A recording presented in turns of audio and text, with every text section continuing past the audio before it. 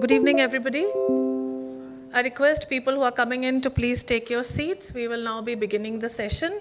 And before we begin, we sincerely regret the delay that happened today and very gratefully appreciate your patience during the past half an hour. A warm welcome to all of you to this round table on leading the social enterprise, Reinvent with a Human Focus, presented by BIMTech in association with the National HRD Network and Deloitte, our knowledge partner. I am Dr. Manushi Chaudhary, Professor and Head of OB and HR at BIMTech, and I'm your anchor for this evening. But before we proceed, I have a small request to make. Please put your cell phones onto silent mode. Thank you. Beginning on the 12th of December 2011, over the last 8 years, we have organized 30 roundtables on different themes across various metros in India and received tremendous response from the HR fraternity in all the places. We have compiled the salient deliberations on all such occasions and published 8 reports. The latest one covering last year's discussions has been handed over to you during the registration process today. And today we bring to you fresh perspectives on the theme, from employee experience to human experience, putting meaning back into work, where we aim to share some research from Deloitte and insights from our experienced business leaders. I would now like to invite Professor Akhil Pandey, Chairperson, Center for Management Development and Consultancy, Birla Institute of Management Technology, to deliver the welcome address. Over to you, sir.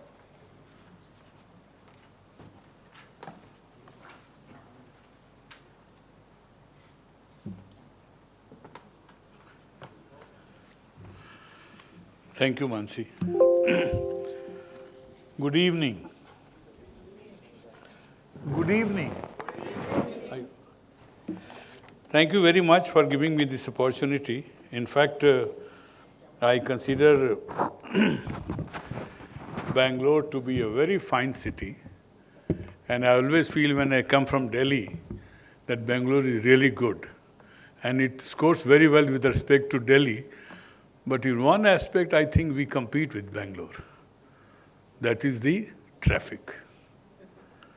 Anyway, it is a matter of great pleasure to welcome you all to this 31st HR Roundtable presented by BIMTech in association with the National HRD Network and Deloitte.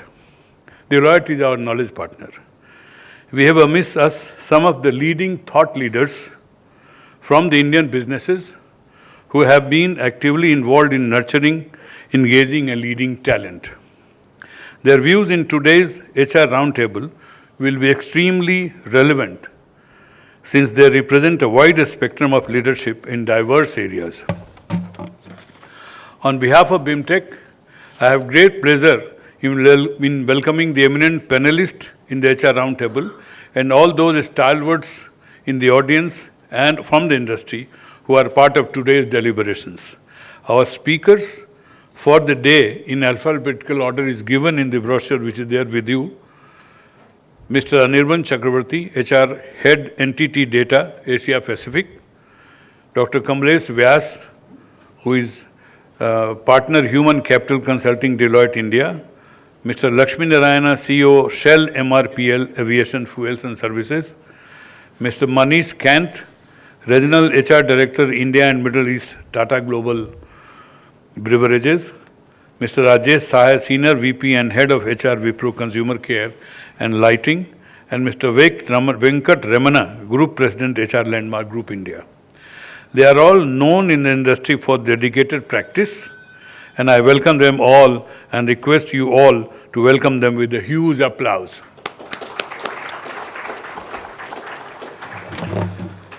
As the workplace is increasingly turning into a global office interconnected with technology, we are facing many human capital challenges. Some of these challenges like reinventing the capability to learn, leadership and development, and improving productivity are demanding organizations to reinvent themselves as social organizations with a human focus. This implies listening to investing in and actively managing the trends that are transforming today's world. A social enterprise is an organization whose mission combines revenue growth and profit making with the need to respect and support its environment and a stakeholder network. It is an organization that shoulders its responsibility to be a good citizen, both inside and outside the organization, serving as a role model for its peers and promoting a high degree of collaboration at every level of the organization. Today's organizations have to cope with a plethora of demands and pressures. The traditional employer and employer relationship is being replaced by the emergence of an alternate workforce ecosystem.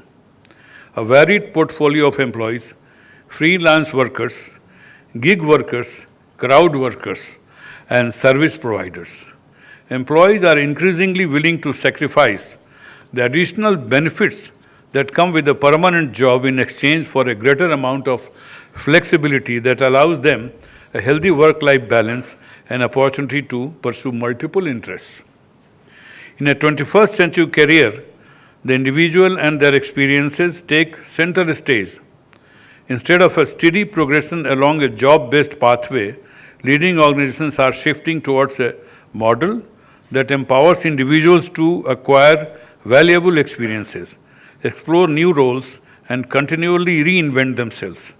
Empowering people to manage their own careers is essential to attract critical talent, especially as technology shifts from a skill landscape. In the past decade, India has witnessed considerable growth in its social enterprise activity. A great positive of social enterprise is the opportunity they afford to people to acquire new skill sets and enhance existing ones. As enterprises adapt themselves to newer products and services, the people involved also adapt or learn new skills. Furthermore, usage and adaptability of ever-changing technologies help improve the existing processes of enterprises and build employee capability and efficiency, thereby enhancing meaning and value for all. These shifts are going to require new ways of thinking by HR professionals across the globe who will need to update their practices to meet the challenges that will arise. In this scenario, companies need to focus more heavily on career strategies, talent mobility, and organizational ecosystems and networks to facilitate both individual and organizational reinventions. Organizations must look at leadership, structures, diversity, technology, and overall employee experience in new and exciting ways. The theme for today's discussion is from employee experience to human experience, putting meaning back into work. Is very topical. I welcome all of you and look forward to know the views of our eminent panelists and on these pertinent issues with your participation.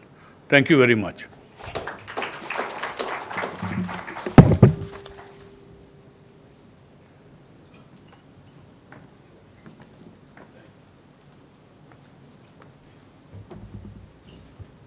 Thank you, sir. Now, may I request Dr. Kamlesh Vyas, Partner, Human Capital Consulting, Deloitte India, and moderator for today's discussion, to please join me on the stage.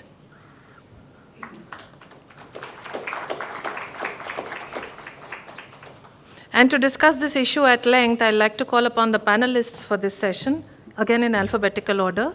I request Mr. Anirban Chakraborty, HR Head, Entity Data, Asia Pacific, to please take his seat on the dais. Thank you very much for joining us. May I now request Mr. K. Lakshmi Narayana, CEO, Shell MRPL Aviation Fuels and Services Limited, to join us on the stage. Glad to have you with us today, sir. I now invite Mr. Manish Kant, Regional HR Director, India and Middle East, Tata Global Beverages, on the panel. It's a pleasure to have you with us today. May I now request Mr. Rajesh Sahai, Senior VP and Head of HR, Wipro Consumer Care and Lighting, to please take his seat on the dais. Welcome to the panel, sir. Last but not the least, I invite Mr. B. Venkatramana, Group President, Human Resource Landmark Group India, on the panel. Pleasure to have you with us today. In the interest of time, I'm not reading out the detailed profiles of all our eminent speakers here. The same has already been provided to you during your registration. So ladies and gentlemen, it's going to be an extremely captivating evening with this power-packed panel here. And I now hand over the session to the moderator, Dr. Kamlesh Vyas.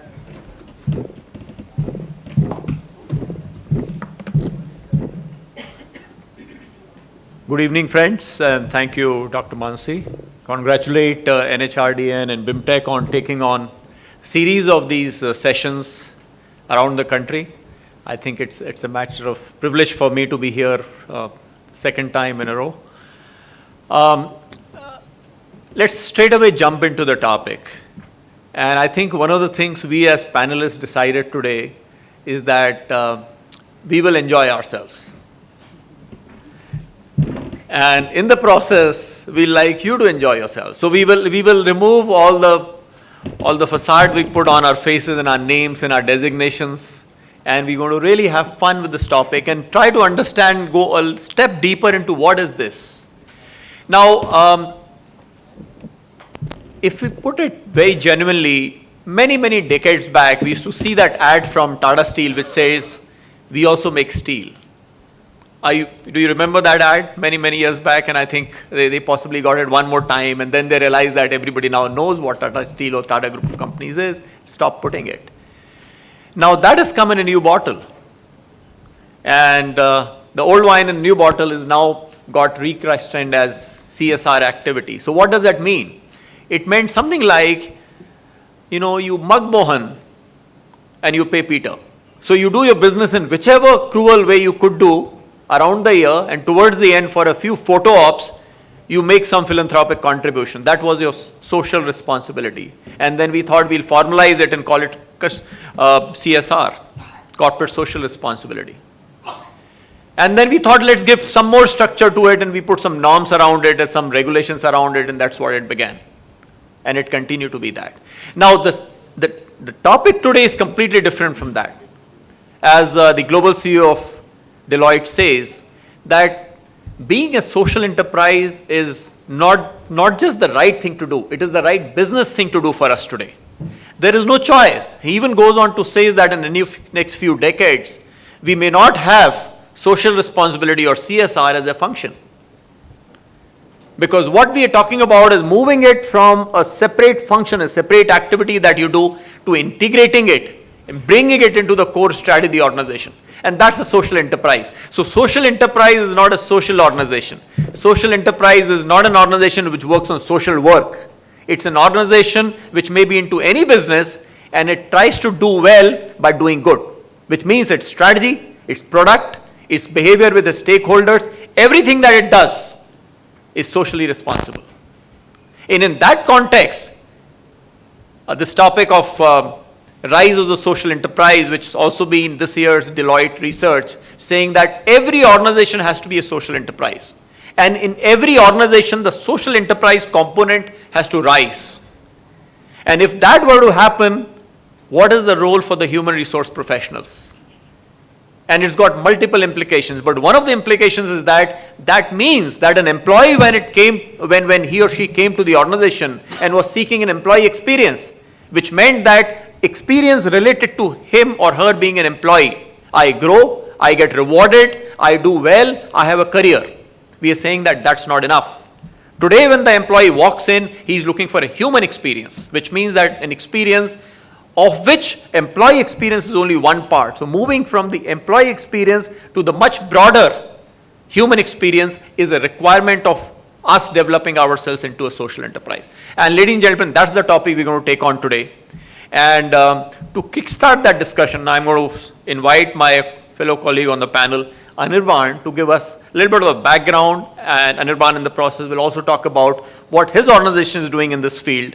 And the way we like to structure the next hour and 10 minutes is to have one round of inputs from each of the panelists on what is it that their organizations are doing in this area, what are they doing towards making it a human experience, moving away from or moving beyond the employee experience, And then we'll come back to you, our fellow participants to this discussion, and say, what are your thoughts and your questions? And we go back to the panelists one more time and say, okay, we understand what you're doing currently, but what do you think can be additionally done?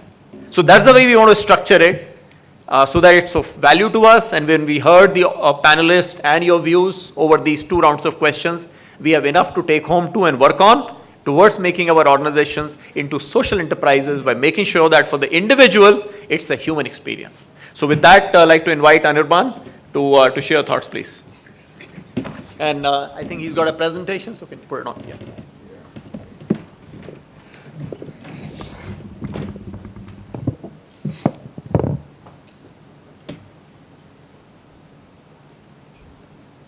All right, so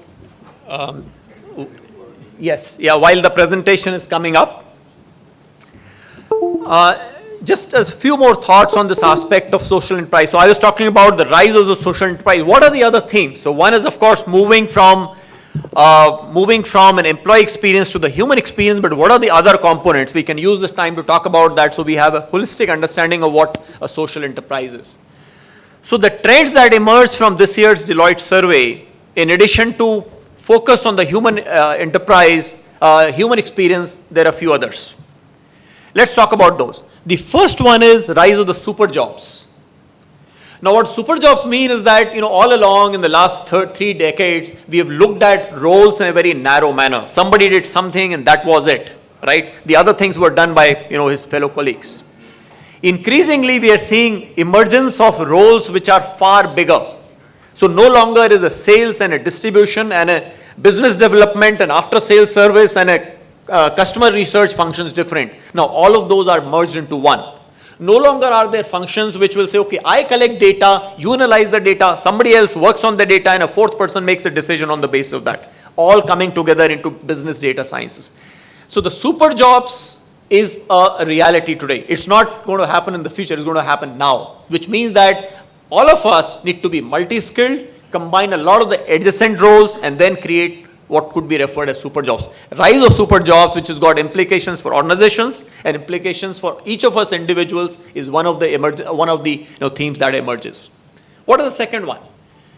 It's in a way related to the first one, but it's all about learning in the flow, which also means that lifelong learning. There was a time when you say you did a great undergrad and a postgrad, and that means you're settled for next 30, 40 years.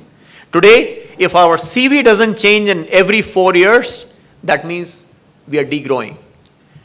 We have to continue to learn new skills, and digital or all the emerging technologies of artificial intelligence, AR, VR, IoT, cloud, they're all one indicator of that.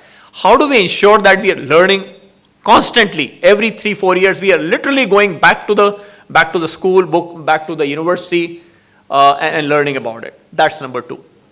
And learning is no longer the classroom learning in the flow of life, which means that learning as we are doing by learning and learning by doing. I think that's the second theme. The third theme we see is that, a lot of you might have heard this prophecy about artificial intelligence and technologies killing jobs. We at Deloitte see it slightly differently. We think that it's not the apocalypse wherein all the jobs will disappear and, robots will take those jobs. We see a sort of a synergistic relationship wherein machines and human beings will work together, which means that in what we do, as soon as you're ready, Anirban, so I'll cut this short, and then as there's time, we'll come in.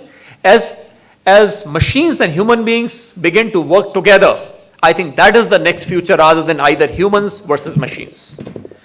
I'll talk about the remaining 4 themes when there's a logical break, but over to you, Anirban, if you're set up. Okay. Thank you. Thank you very much. Okay, are we set? All right. Very good evening to all of you. Thank you, Professor Pandey, Rajiv out there.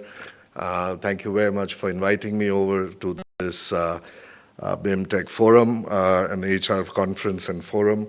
It's a pleasure always to kind of meet professionals from the community, and I'm very happy today to realize that there's such a massive world of HR professionals outside of the industry I'm kind of born and brought up with, which is IT. And I think the sequence was not what is right now, but because of my name, which starts with an A, and a surname which has a C, from my childhood in my classrooms, I was used to called up first to present. So I'm kind of nostalgic about those days, but anyways, thank you for this opportunity.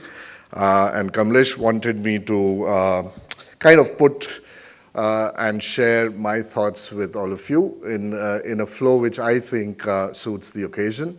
And so let me get started.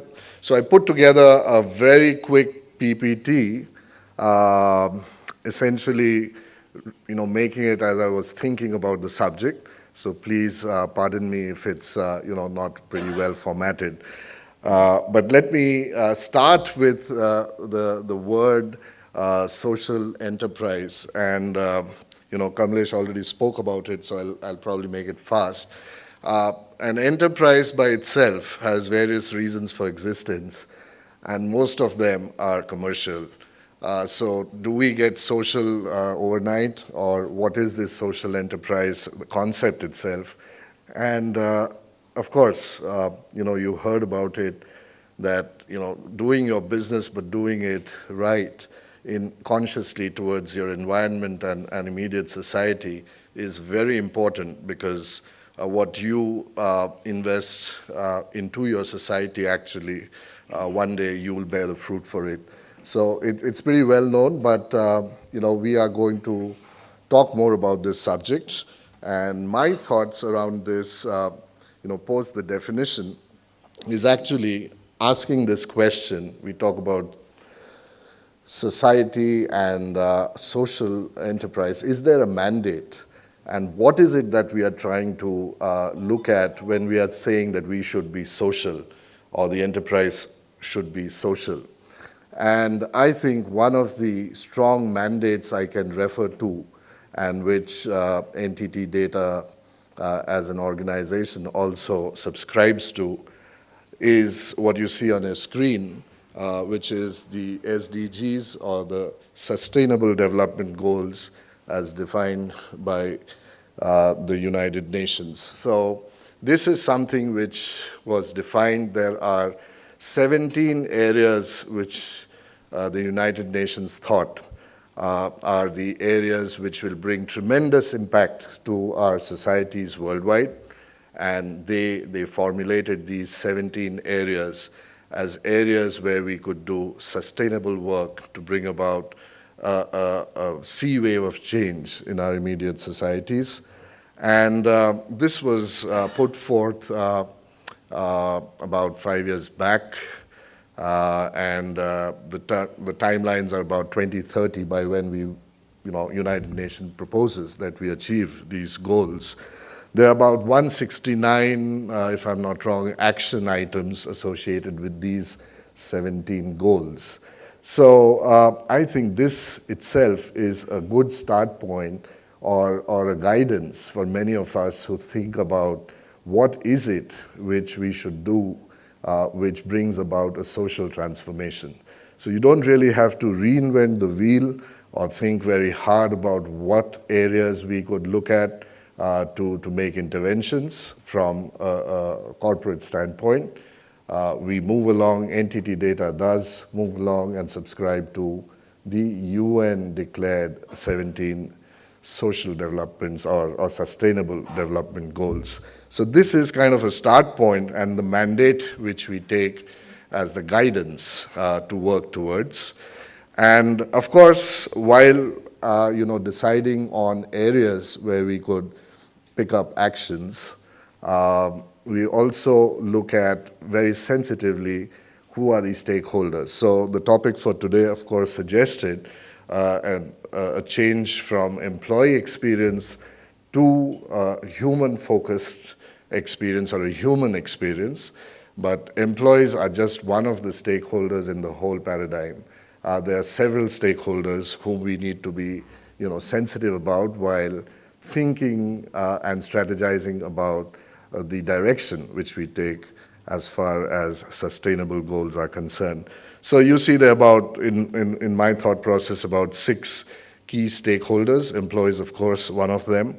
But our clients are very important because we are in business because of our clients. So what our clients think about, social responsibility or sustainable development of society is very important, because one of the things NTT Data works around with very, very actively is co-creation. Co-creation with our clients. It's not only us individually as a corporation that we look at what we should be doing, but we bring together our clients and together with the clients create products or services which ultimately benefit the society. So clients very important. Of course, people who put in the money, right, our shareholders, our investors, right? So the reason they put in their money is to double it, triple it. But what do shareholders and investors think about corporations today? Do they think that we should be social enterprises in the first place? Is it interesting from a shareholder's perspective? That's also something we need to bear in mind while we talk about this subject. Business partners, we have hundreds of them with whom we work day in, day out. Again, very key to our operations. We have to think about how they can plug in to the whole strategy. Governments, of course, state governments, central government, so many governments around the world. Each has its own strategy and mission. So we have to be sensitive about the government thinking in line of social, interventions, just to make sure that, we have put everybody's perspective into consideration before creating a strategy.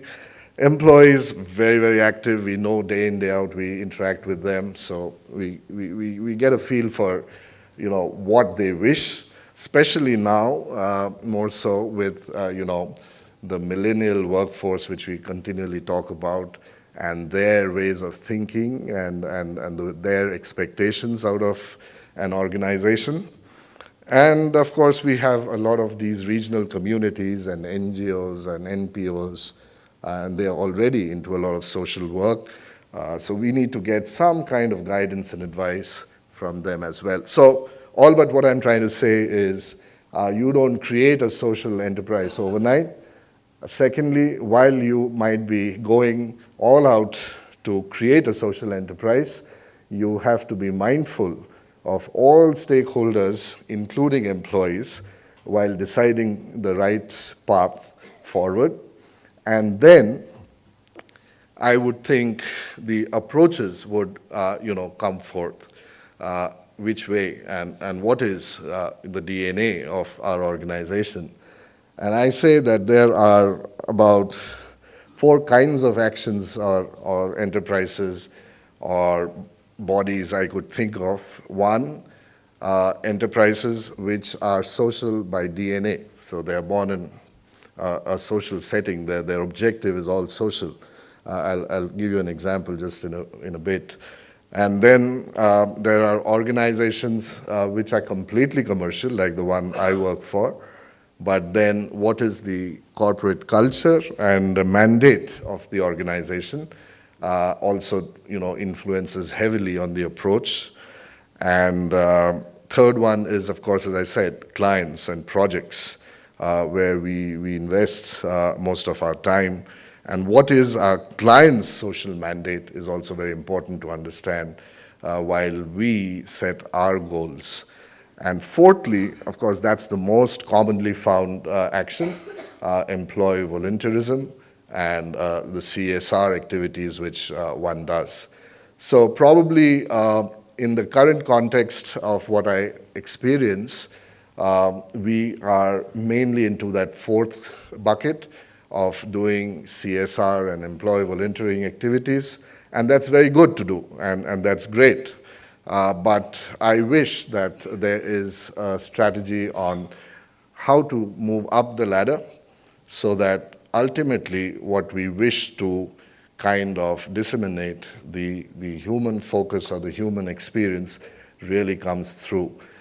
Today the big question is whether we understand the impact of what we are doing.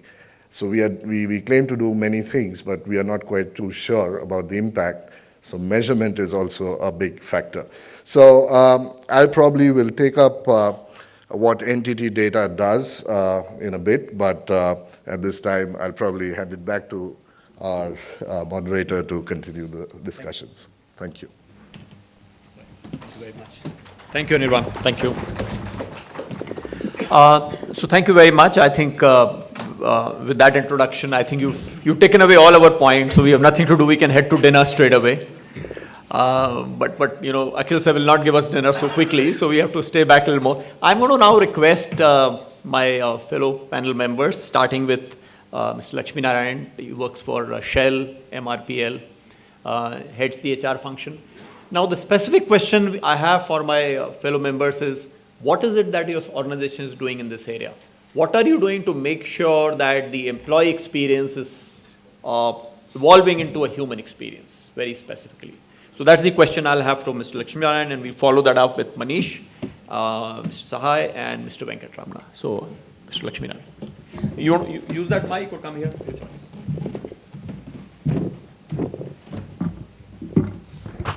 Thank you. A pleasant evening once again. Thank you, Mr. Pandey. I was wondering, sitting there, what is it I am doing? I am not an HR guy, but I fuel airplanes. So probably thought from that perspective, let me just share what we at our company do to the society. During the introduction, it was told that Bangalore is known for its traffic. Probably Bangalore is also known for its erratic traffic. Not only in Bangalore, elsewhere in the country too, it is same. So we have a fleet of about 100 vehicles which carry a very hazardous chemical called aviation turbine fuel, which is nothing but kerosene in other words, which fuels the aircraft. And we have given a commitment to the society that not a single leakage will happen, not a single accident will happen, and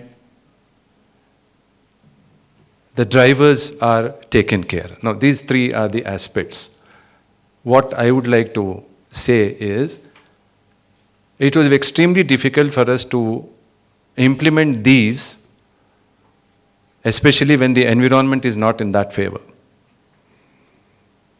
You know, I bring the fuel molecule from Mangalore and bring it to Bangalore. There is en route a ghat called Shiradi Ghat. I hope whoever knows the topography of Karnataka will understand how serious is this ghat in terms of its severity, in terms of its sustainability of the road.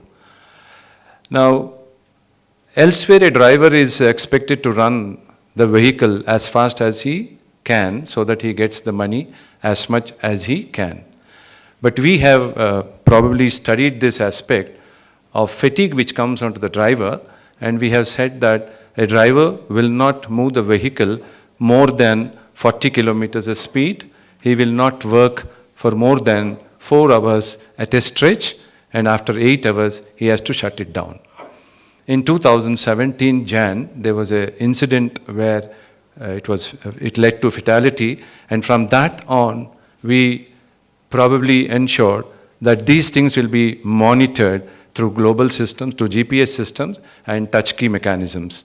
And with that, we have today complied to a 0 incident for the last 1,000 and odd days. Now, this is a contribution which we have given to the society, which we have given to the transport. One more incident of my previous employment in Mangalore refineries, what we have done to the society was not to the society, to the internal employees. The reason is the compliance and everything comes onto the employee again. He has to be multi-skilled, he has to take the fatigue, he has to ensure that the deliverables are given. Now, what is that you do to the employee? The work-life balance is what we have touched upon, and including the secondary force or indirect employee. In any industry, the direct employee to indirect employee ratio would be 1:2.75. That means if there were 2,000 employees in a company, definitely there will be equal amount, or at least if not 75% of that as indirect employment. And these sort of compliances and the pressure which come, they definitely tell upon the income imbalance, wages and unrest in the society. To tell you that there was not a single hour lost in Mangalore refinery on account of labor unrest. Now this was possible only because there was an engagement. There was an engagement at all levels to their requirement and to their tune. Now these two examples I thought I should share as what we have done rather than dwelling upon the subject which has already been beautifully told and explained by Anirban and my friend Vyas. Thank you very much.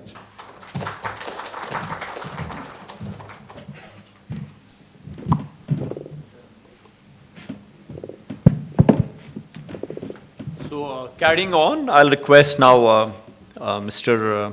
Manish Kant. Manish, you'd like to share your thoughts, your experiences, efforts in your organization on this topic? Sure, thanks Kamlesh. Hi everyone, my name is Manish and I work for Tata Global Beverages. We are into the branded business of selling tea, coffee and water, and I'm sure in this room there would be very less people, or rather I would like to believe nobody who hasn't used our products. Kamlesh wanted us to share a few of the things we are doing in our respective organizations. So before I give you a sense of what we do, I just want to say that we are very privileged and blessed to be a part of the Tata Group, which has always the human side, the community at the core of what we do. Just many decades back, when this whole group started with Jamshedji Tata, he made a very powerful statement, and which is an anecdote, which we very closely relate to, where he said that in a free enterprise, community is not just another stakeholder, but it's the very purpose of its existence. So I think that has been the philosophy which has driven the group all these years. And that is something where we have stayed true, and that is why we enjoy so much of trust within the country, and we are one of the most trusted corporate brands in the country. Coming on to what we do, one of the things we believe is that people who work for us, our employees, they are much more than, their life is much beyond what they work for Tata Global Beverages. So in our performance management system, we ask all our employees to put one goal, which we term it as one significant thing, where they have to call out what is very important for them as a person. So it could be in the realm of, they inculcating a hobby. It could be in the realm of, they investing on their personal health and well-being. It could be, about somebody really taking out time for, focusing on the academics of their child. It could be anything which matters, or it could be even a volunteering activity, which they are very passionate about. And that is where, as a company, we really support and encourage them, and also give them a very strong feeling and sense that as a company, we respect that you are much beyond an employee of Tata Global Beverages. You have a life beyond this company, and we really want you to focus on your other life goals as well. So this is connecting to the human experience part of it. Other thing which I want to call out is, we have various platforms which we make available to our people to make impact. Because I think one of the things which is very essential for us to derive great satisfaction out of work is that getting a feeling that I'm making an impact. That impact could be either within my place of work, or it could be an impact which I make in the larger community or society.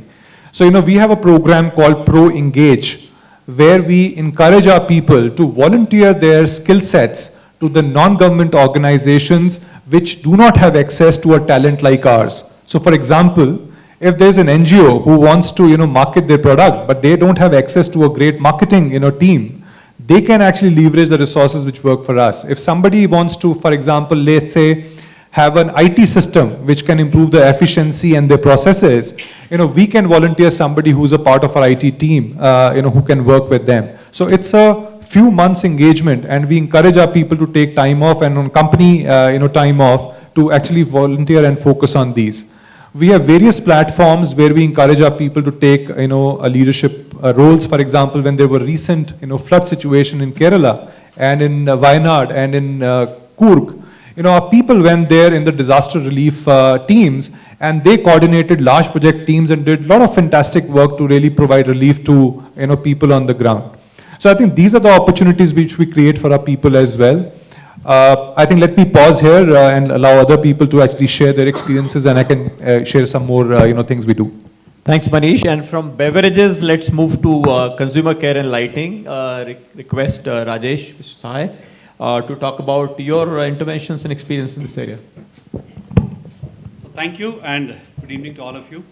I would highlight just 4 or 5 examples which as an organization we feel where we have made our employees or professionals working with us as responsible corporate citizens. The first one, I guess all of you are aware with the brand Santoor, right? Is the soap brand which is All India #2, which we sell in India. Now what we have done for all our marketeers is that how do you make this brand responsible brand?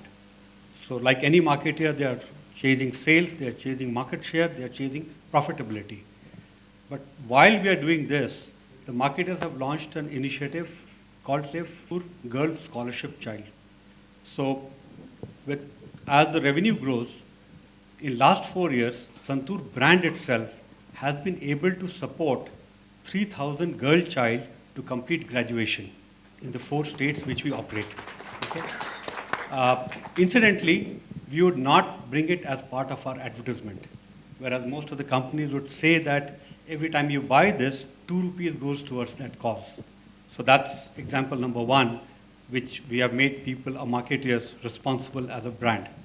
The second is, in the era of startups and entrepreneurship, we have an initiative called Entrepreneur in Residence, right?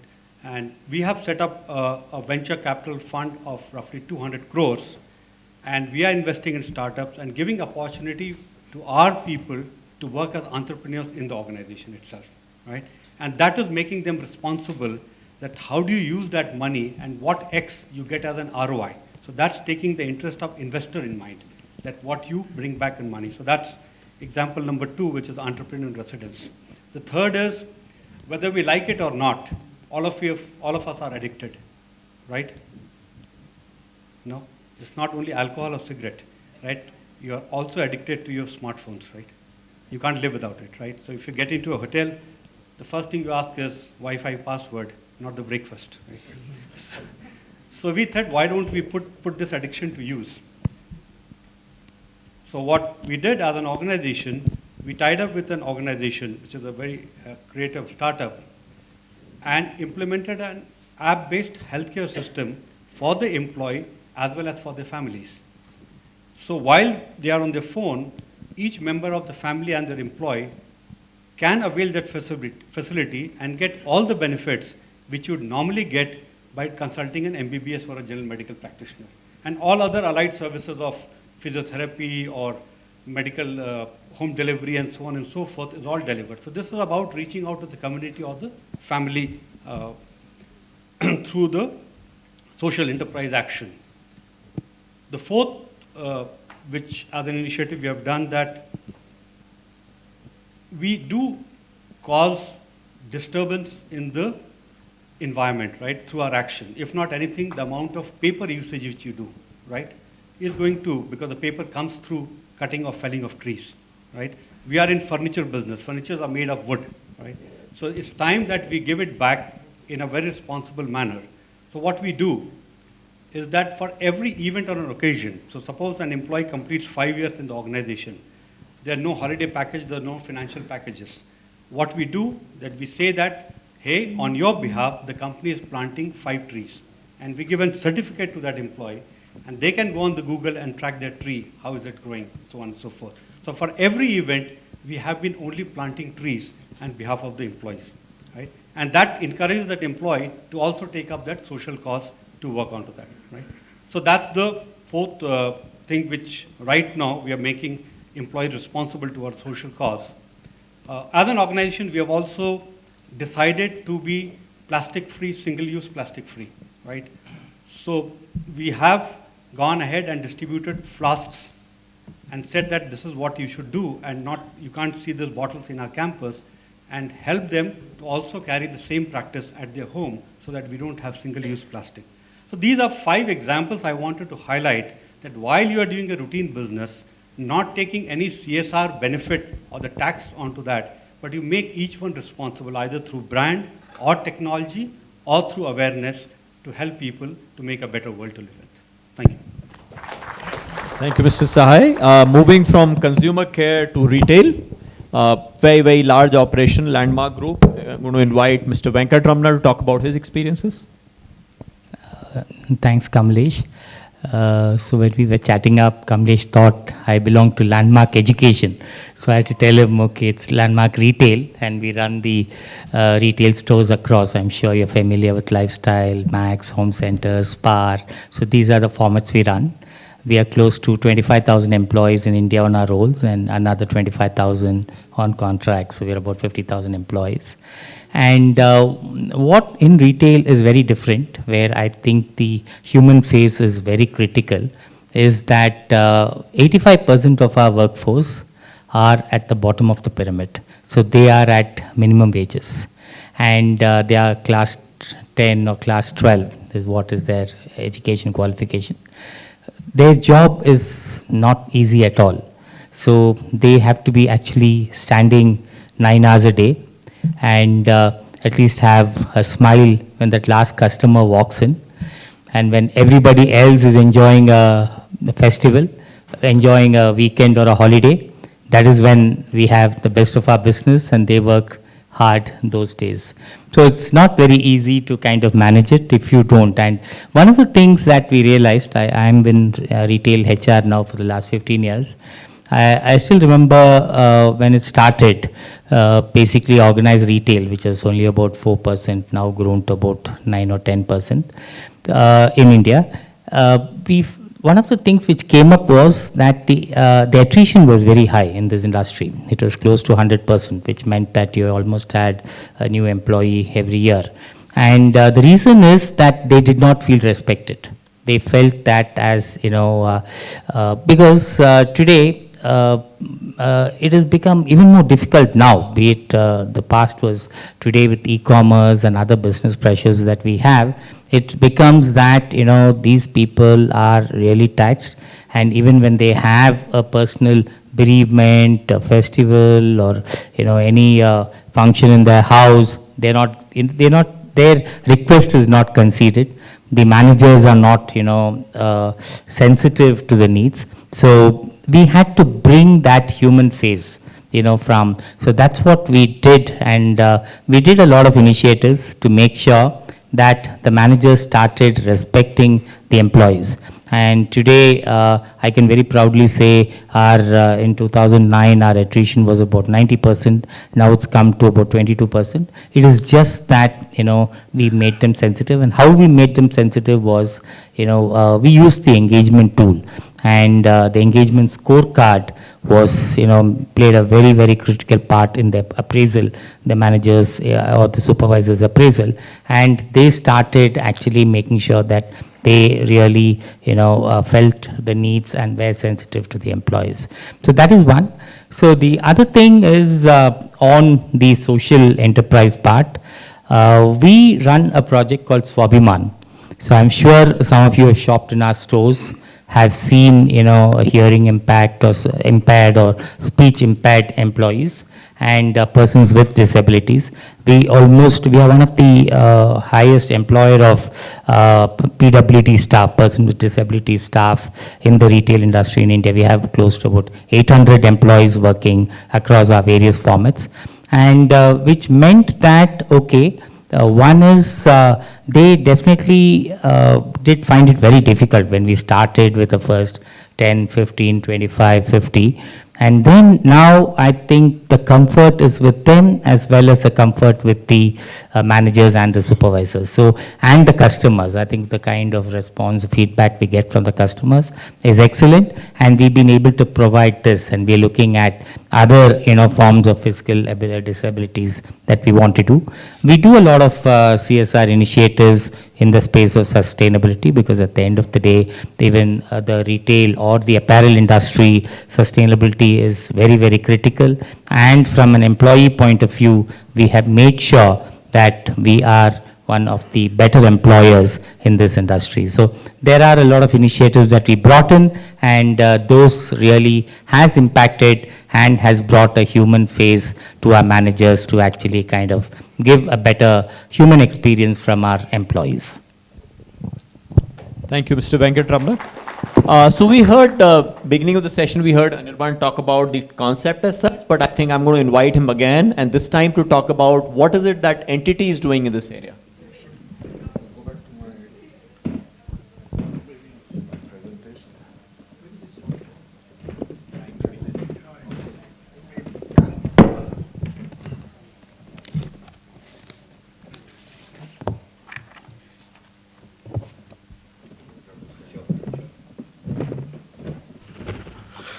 Okay, thank you, Kamlesh. Talking about back to what NTT Data as such is doing, following what I said, the Sustainable Development Goals, which we subscribe to. Three things I want to quickly give as examples. One is direct intervention, because we are an IT services and consulting company. We have knowledge about the setup of infrastructure in the IT space. 3 years back, at least from an India standpoint, we set up a website called Our Farmers. This is essentially to help farmers in Chennai sell organic stuff to consumers, and this is an e-commerce website. And this has given tremendous reach to potential customers all over India for these set of farmers who are based out of in Chennai. And I think that has given them also a leverage of getting the best price for their products, by moving out intermediaries. So I think harnessing IT to resolve issues in rural villages continues to be a focus for our operations in India. The second point, an example, is where we have, as I said, co-create with clients, where our clients are equally, social, they have a social mandate of sorts. And this client I'm talking about is in China. Our client is the Chinese Academy of Sciences, ISAC. And we started a joint research with this institute in the area of traffic management. And China, certain cities like Shanghai, the traffic is pretty bad. So how do we use a lot of our technologies, the leading technologies, to help traffic management, and thereby not only helping the society get smoother traffic, but reducing carbon emission and directly impacting the environment. So we are working together on such initiatives. And the third one, which is a pretty unique initiative, I would say, is where we involve society as well in general. And this example is of the Vatican in Rome, where the Vatican had, has a lot of very old historical manuscripts, and these were aging, and to a point that we would lose out certain very critical manuscripts for the future. So they invited NTT Data to digitalize the manuscripts, and this was a very, very huge project. It's still on. But NTT Data went with a commercial, kind of approach to Vatican, and Vatican said, hey, we don't make money. So what we did was, again, work along with Vatican to digitize the manuscripts, of course, but we created a website, again, which is an e-commerce website where people who go to the Vatican or otherwise, donate through this website, which really funds this entire project. So essentially, a three-way kind of collaboration to bring about some definitive change. I think that's what I would give as examples as of now. Thank you, Anirban. So that was his first round of inputs on what are different organizations doing. And if I were to put two sentences here, so the social enterprise is actually a question of what is the business am I in, and what is the way I run this business? Does this move the human race forward? If the answer is yes, then we are a social enterprise. At an individual level, at a human resource management level, the question is, am I addressing the employee experience needs, which means I grow and learn and, you know, compensation, etc., or am I addressing the larger question of a human experience? Now, a human being is much bigger than an employment. He has interests, he has hobbies, he has families, he has different life stages, he wants to move to different countries and cities and work there, he wants to take a break. If we are addressing all those needs, then we can say that we are addressing a human experience question, not an employee experience question. So on that note, I want to turn back to our guests, and we possibly have an opportunity for us to hear your questions. Kindly make it a question, not a speech. So if the volunteers, if you can just move the mic around, please just raise your hand and let's take 5, 6, 7 questions. And in our second round of responses from the panels, which is going to be a rapid fire, by the way, we will try and address some of these questions and observations that come from you. Yes, please. Yeah, you can. I think we can hear you, so just go ahead. Or maybe.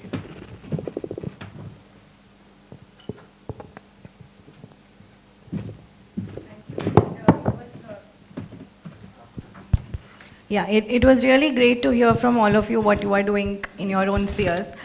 So I have one suggestion and one question, and I'm very sorry for this suggestion. I know you all are great leaders. But as we are speaking of social enterprise, and you know, we are here using these plastic bottles. So if we can have glass bottles and glasses, and I'm sure you all go to a lot of conferences, so if you can just suggest it wherever you go, we will be able to save a lot of bottles.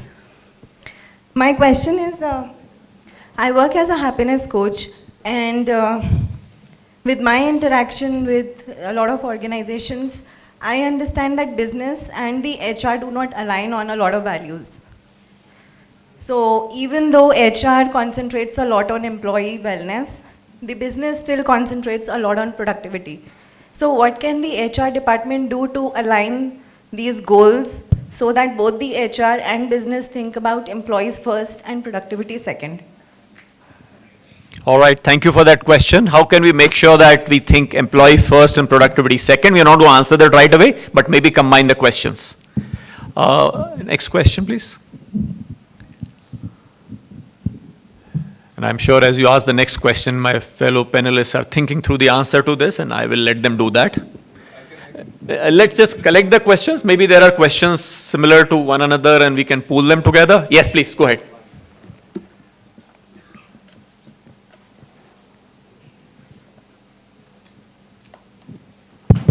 So my question is simple. I want to see where does this artificial intelligence and machine learning fit in this so-called social enterprise. I believe AI in some way is away from the human intervention. And when we talk about social enterprise, maybe we have to address a bit, where does this actually fit in, whether it is a social good or social bad? Thank you. So the question of, does AI a net contributor or does it delete value when talk about social enterprise? Third one, please. Yes, please, go ahead, in the middle. Hello. My question is similar to what she asked. My question is, in any of your companies that you are representing right now, is there any effort done for the inner well-being of a person? When we talk about the human experience, we have all the things that are outside of that person. Is there something that we are doing for the inner well-being of the person? Thank you. You're not representing inner engineering here, right? No? Okay. Yeah, we'll take that into account. So what are we doing towards outwardly as well as inner well-being? We'll take maybe 2 more questions before we turn back to the panel.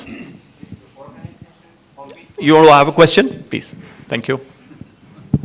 Organizations compete for making profit and being first in that way.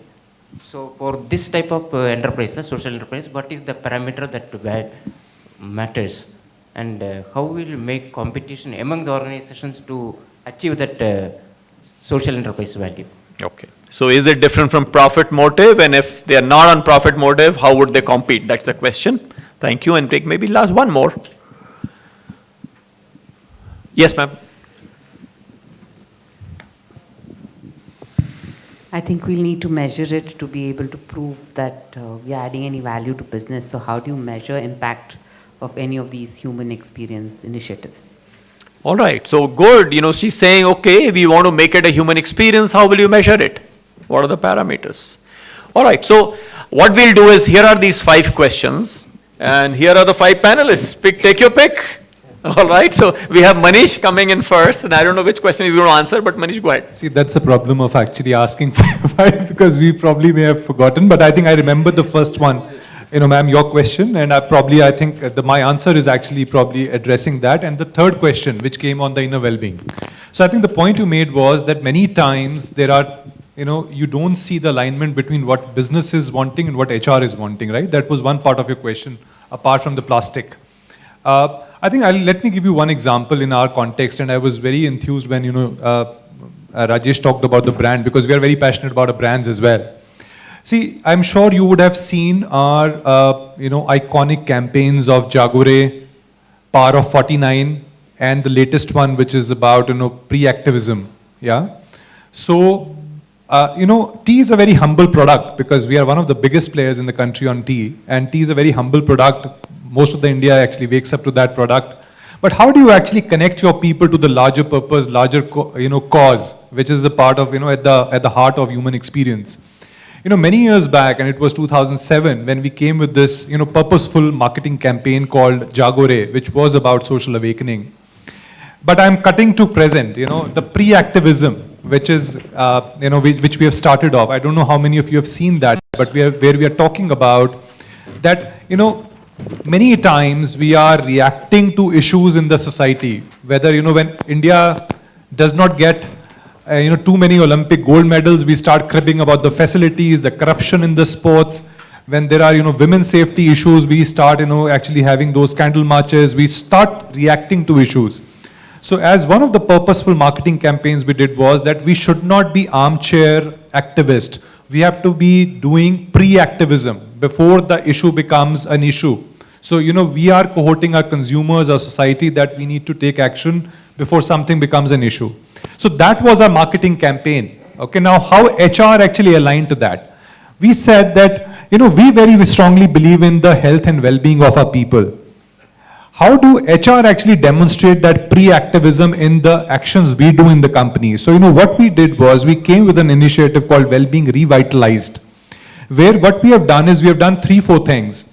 That we are also cohorting our employees that before you start getting your health reports in some risk zone, whether the lipid profile is not okay, whether your thyroid is out of proportion or whatever, you start focusing on your health before it becomes really an issue. So how we are enabling them is, we have an app which is there where people have access to a lot of health information on various health related topics. It is about, probably could be about being more agile, more active, about weight loss, about having better sleep, various plethora of things which are there.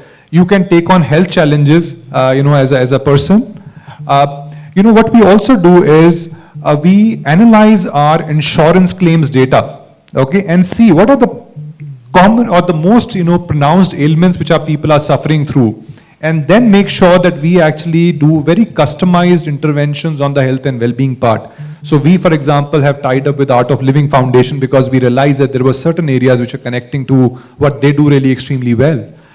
We also run, from time to time health, activations. Like, for example, currently we are running something called a Stepathon, where we have divided all our people into various teams, and the team with the maximum number of steps actually ends up winning some prizes. So what I'm trying to say is, here both HR and marketing of the company have aligned on pre-activism, though the areas are different. So I think, and just maybe I was economical, initially I realized I only gave 2 examples, others gave many. So I'll just maybe add on one example from my company side as well. We do a lot of work in a sustainability domain, which is very connecting with our company purpose, okay? So we are one of the largest buyers of tea in the country. We buy more than 1,200 million kgs of tea every year. and there are people who grow this tea. So, we are working with thousands of farmers, small growers on sustainable agriculture practices. And, that is how we are also making a huge difference to their lives. Assam is one area from where we source a large part of our tea. And Assam, if you would know, is also, known for a lot of human trafficking, a lot of child abuse. So we are partnering with UNICEF at a massive scale where we have actually, touched lives of more than 30,000 girls there and, made them actually more equipped on their life skills. We have touched more than 5 lakh, tea workers who are working there on sustainable agriculture practices, on livelihood, opportunities, and a lot of work which has happened as a part of the larger industry consortium. Yeah, so I think I'll pause here now. Thank you, Manish. Thank you for that answer.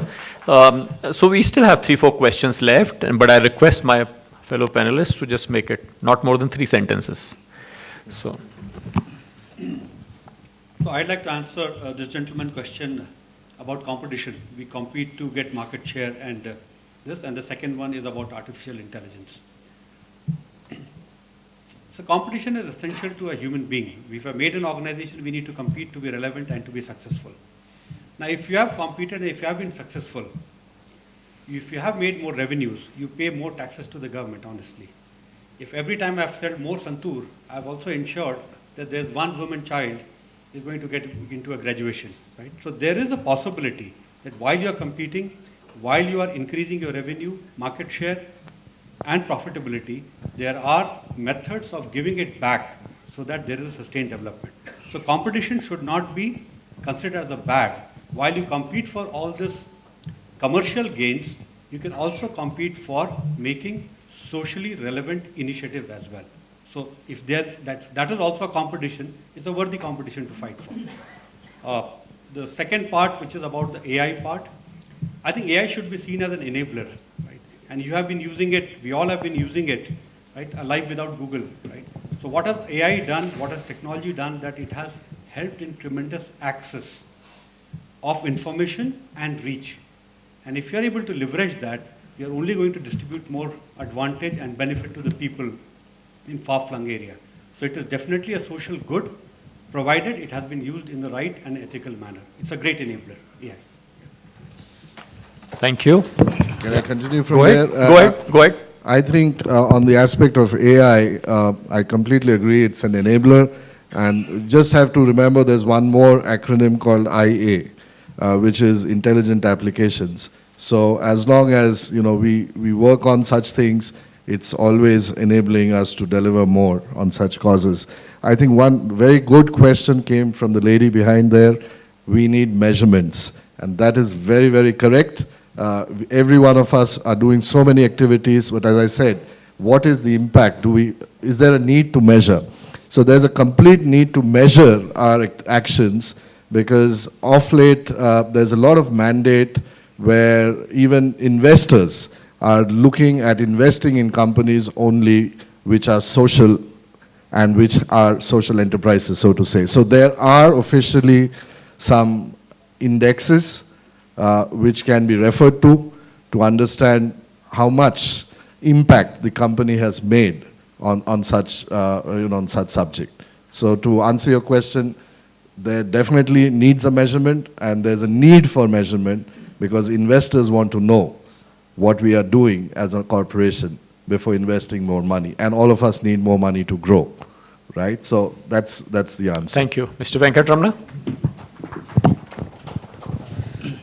So we're talking about diversity. I mean, I spoke about inclusion, our Swabhiman project that we have, where we have PWD staff.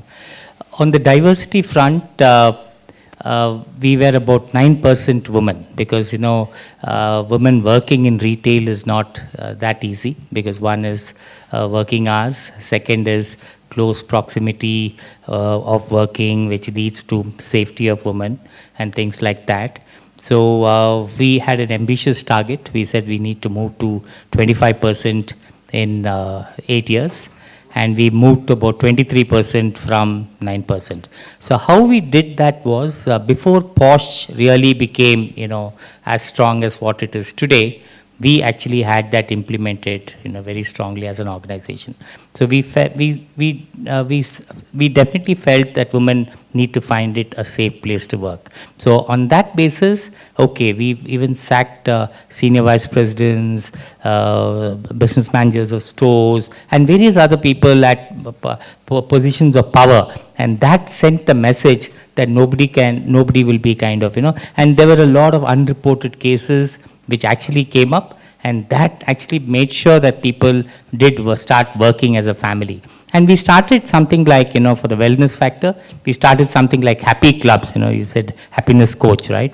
So happy clubs, where we create, we had painting clubs, we had music clubs, we had various, so to actually make sure that their interest and talent is made use of. And at that level, especially at the store level, people did come and they came up with very, very, and we also sold some of them during New Year and, other events at the corporate and things like that, which came out from our employees. And Thank you. And we go to Mr. Lakshmi Narayan. Thank you. I think my response would address all the 5 questions put together because they have been addressed reasonably. Measurement index, one of the best system for government is, the appraisal system. We come as per the statute compliances. So appraisal system has got certain measurement indices, which is as individual can do it. And then we also sign an agreement with the Department of Public Enterprise where we sign what is that we are giving it back to the society per se. So these are measurement parameters. I would like to just add 2 more things which we have taken up as part of the corporate social responsibility on the physically, visually handicapped people. There was one startup company which came out with a visual torch, which gives a vibration when there is a obstruction from 2 feet to 10 feet. It's based out of Delhi, and the person who invented this torch was physically, visually handicapped, and he came out with that. And as an organization, we joined hands with him. It costs about 2,000 rupees. So we support him to an extent of 50% of that, so that this idea, when he holds the torch in his hand with data fed into the system as 8 feet or 10 feet, any obstruction which is there, he gets a sensor so that he goes back. Today he goes with a physical stick, which probably is an obstruction not only for him, but also for the pedestrians who move here. That is one part. And second part is on the vision first.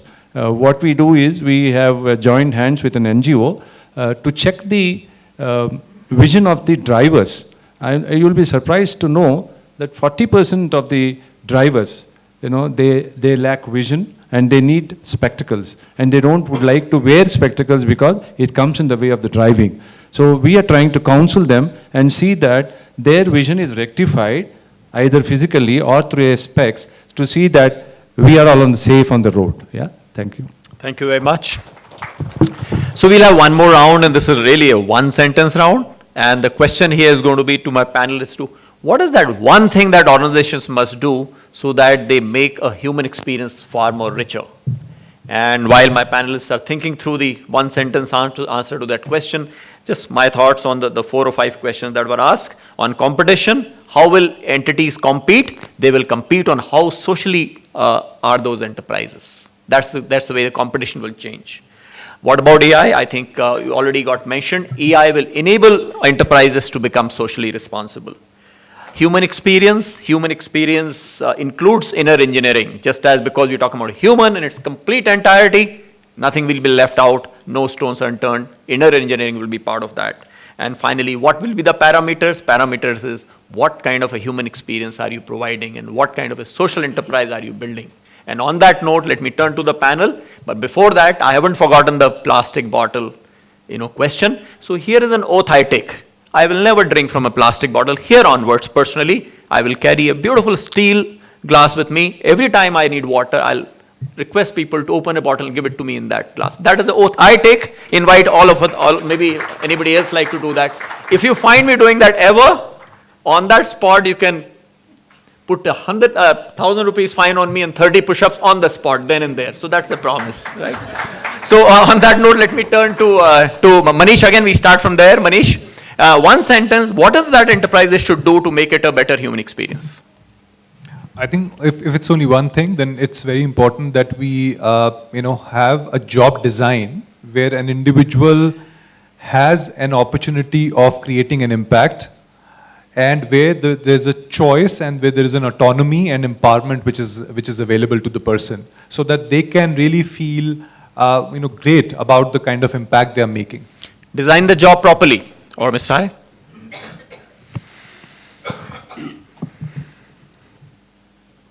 So we were wondering, because every company, every employee tries to be looking for what is called as best place to work for.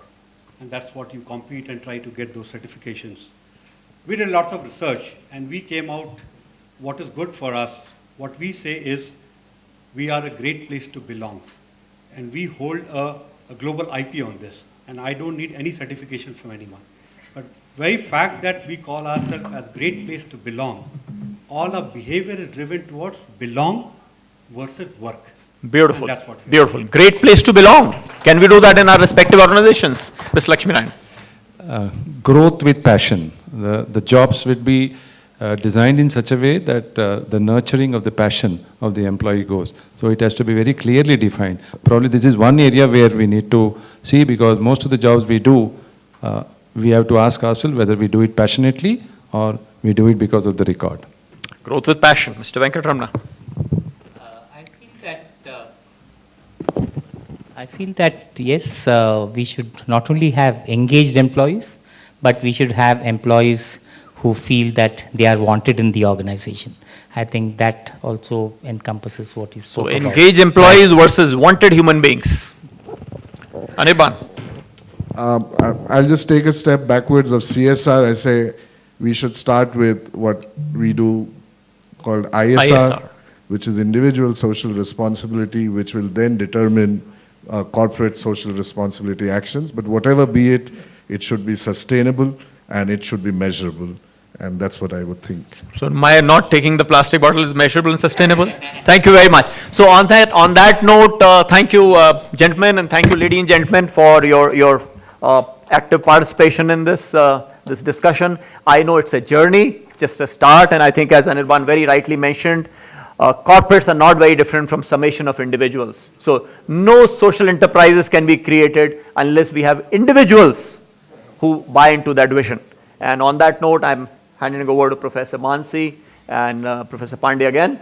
Thank you very much. It's been a pleasure interacting with you.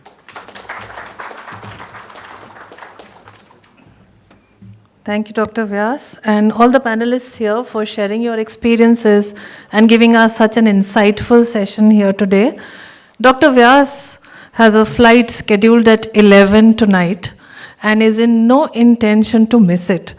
So he will be skipping dinner here, and we need to send him off before we proceed any further. I request my colleague, Professor Rajiv Sharma, Chairperson, Center for Corporate Relations, BIMTech, to felicitate Dr. Vyas before he leaves.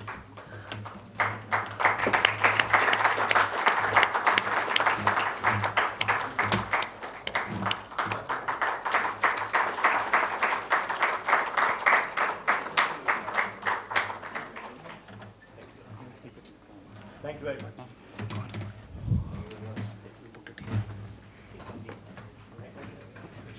Thank you so much, Dr. Vyas. Thank you. May I now request Ms. Michelle from the Bangalore chapter of NHRDN to please share the details of the upcoming event with all of us here. We'll proceed with the felicitation of our panelists a little later.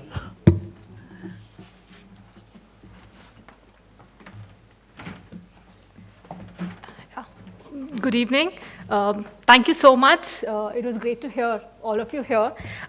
Quick note that would like to give you. I represent Bangalore chapter, and we have a signature event coming up next month. This is the 8th year of us doing this event. It's basically an event where there are companies coming across and sharing their best practices. We have 5 categories of awards this time, being HR best practice, CSR best practice, HR startup, and for the academia, we have something in the research proposal, as well as the innovative practice. happening at the college. All these applications have come in, and the evaluation is happening. If you look at these are the number of entries that we have kind of received till now. The next week is where the evaluation will happen, and the finale is on 6th and 7th of December here in Bangalore at Lalit Ashok. It's an exhibition-style learning platform where we expect about 1,500 to 2,000 people who kind of come in to basically learn from different organizations, take back and experiment at that organization. With that, we also have a couple of master classes that we've lined up. Not doing the regular way of doing the HR conference, panel discussions, but this time we have more from a learning session and master classes where sessions in terms of engineering happiness, future of work, etc., that we're looking at it with the theme of decoding HR for next gen. So here the request is for all of you to look at it. Registrations for individuals will open up next week. The website is hrshowcase.in. And these are the prizes in terms of it. If you're a member, the entry is free. Look forward to all of you in large numbers at this event. Thank you so much. Thank you.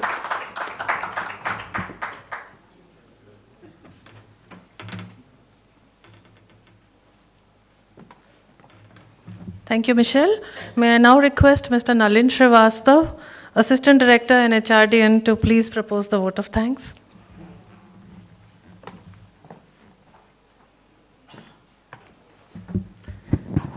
Thank you, Manosuji. Michelle has shared with you about our HR showcase. In the end, the time was short, and she informed that for many activities which an HRDN do, many are free. Specifically, if you are a member of National HRD Network, you are free participant for this HR showcase. However, if you're not a member, you have to pay a very, very minimum amount. So an HRDN is your body and the body of HR professionals. I will request all of you, if you are not member of National HRD Network, to come and join, become the member. Michelle and the team which is here at Bangalore, and everyone is working hard to take an HRDN to a different stature. And this program which we have seen, fortunately, Mr. Vyas has left. The way it has been presented, I'm sure you are having few takeaways for you. And this is the only objective of all of us. When we interact, the learning should be there for all of you. Thank you so much, all the panelists, all the participants who are there. Bangalore is a difficult city, and you sparing your time in such a difficult traffic situation and coming and attending the program really put forward your intention of learning from experiences. Thank you so much once again, and I welcome you all to HR Showcase, and looking forward to meeting you again. Thank you so much. Over to Manushji.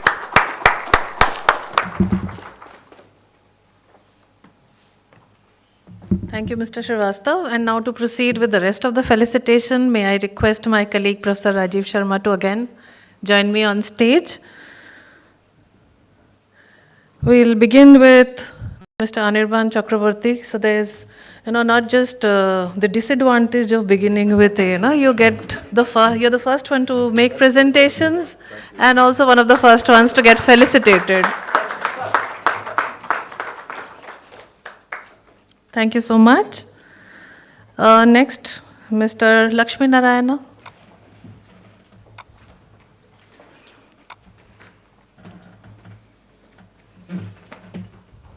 Thank you so much, sir, for joining us today.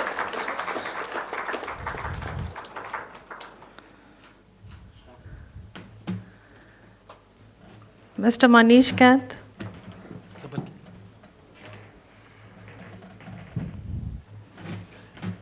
Okay, these are wonderful Tanjavur paintings by Mrs. Chitra Sinha, wife of Professor K.K. Sinha, our Dean Executive Education at BIMTech.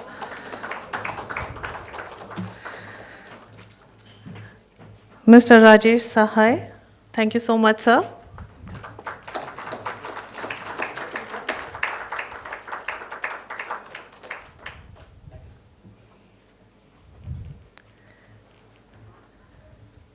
And last but not the least, Mr. Venkat Ramana.